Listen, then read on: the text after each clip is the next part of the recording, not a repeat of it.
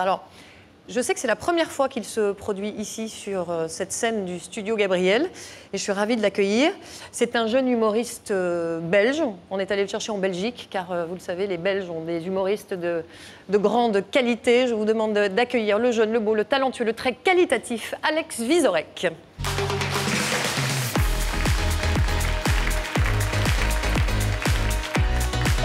Bonjour, bonjour à tous, bonjour.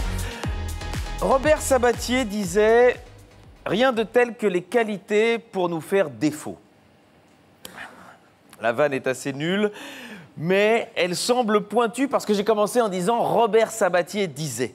Personne ne sait s'il l'a vraiment dit, mais les Français, vous aimez vous référer à de glorieux anciens comme gage d'exigence.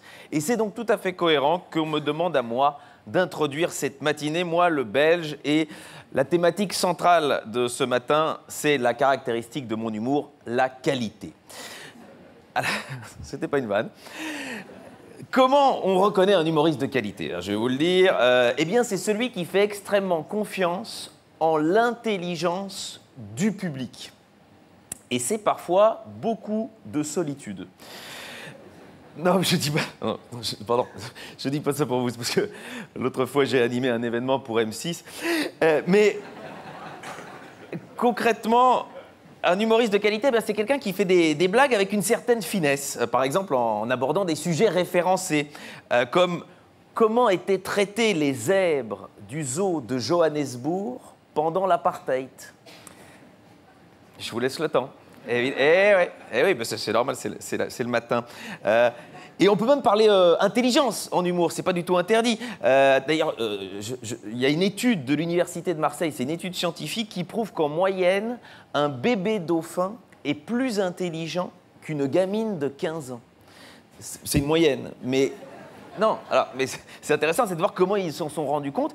Ils ont observé les deux groupes pendant un bon bout de temps et ils se sont rendus compte que aucun des bébés dauphins n'était venu demander à se faire tatouer une gamine de 15 ans sur l'épaule. Et voilà. Ah, oui. C'est assez fin comme humour. Voilà. Alors, on peut parler de politique. C'est pas interdit de parler de politique et de faire de l'humour fin. Prenons, allez, au hasard, Jean-Vincent Placé et ses déboires orgiaques. Ça semble glauque, mais si on appelle Jean-Vincent Placé le verre à moitié plein, eh ben, c'est assez amusant. Voilà, c'est... à ne pas confondre avec Nicolas Hulot, le verre à moitié vide.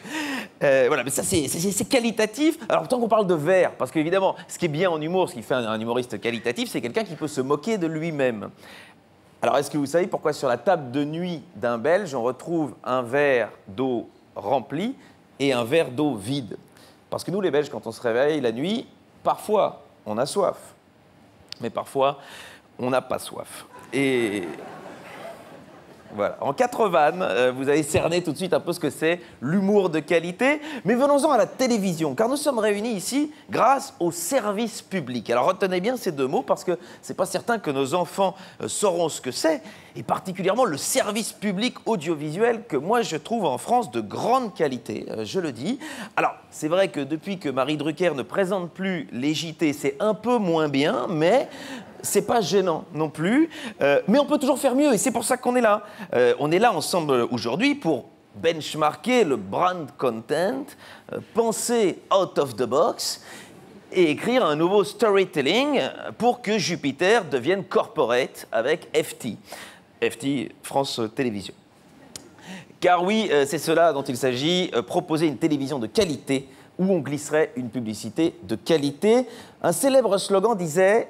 la qualité, c'est la vie. Je ne sais pas si vous en souvenez, Whirlpool.